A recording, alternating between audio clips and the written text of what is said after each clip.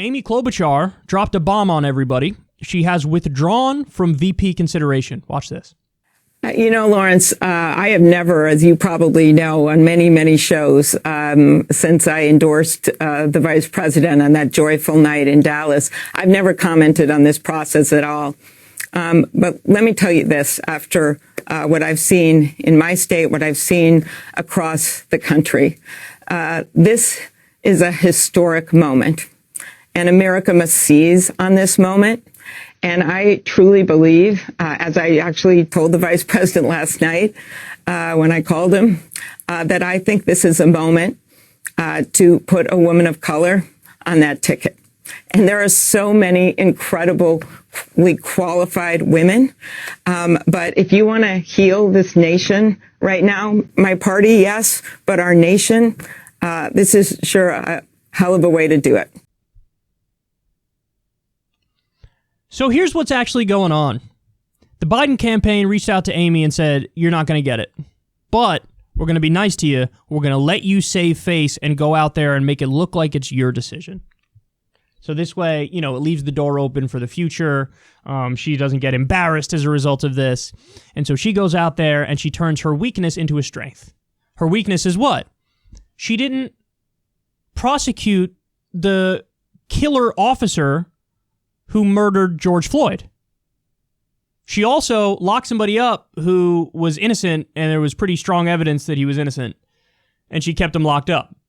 So her weakness is on issues like that, and now the Biden campaign said, hey, listen, go out there and say, I'm withdrawing because I love women of color, and I think a woman of color should be vice president. Yeah. If you go out there and say that, instant points, you get your woke points.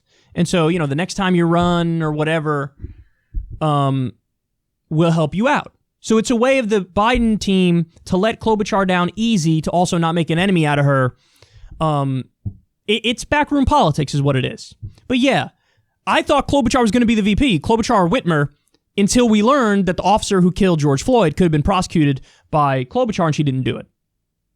Then I was like, oh, well, they can't pick her now. There's no way. So Klobuchar's going out there saying, it should be a woman of color because I care so deeply about women of color. Yeah. You ran for president. She ran for president. Now she's like, oh, this would be ridiculous. This would be ridiculous if we don't have a woman of color on the ballot. Really? So why'd you even run for president? Were you going to pick a woman of color VP? Is that what you're going to do?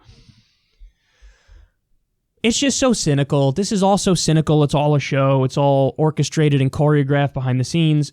I think she was going to be VP until the George Floyd incident. Now she's not. I think Whitmer now didn't even make the final list, to my surprise, because she's the governor of, I believe, Michigan, a state that Biden, you know, would want help in, and they would think that she would help there, but maybe he's already up enough where they're like, we don't need her, and she would be a liability in other ways. So now the list is getting shorter and shorter, and there are more women of color on the list. You have Kamala Harris, you have Susan Rice, among a few others. So who knows? We'll see. Here's what I can guarantee you, almost guarantee you. I don't think it's going to be anybody who we would like. I mean, at this point, the closest thing would be Elizabeth Warren, and none of us like her anymore either.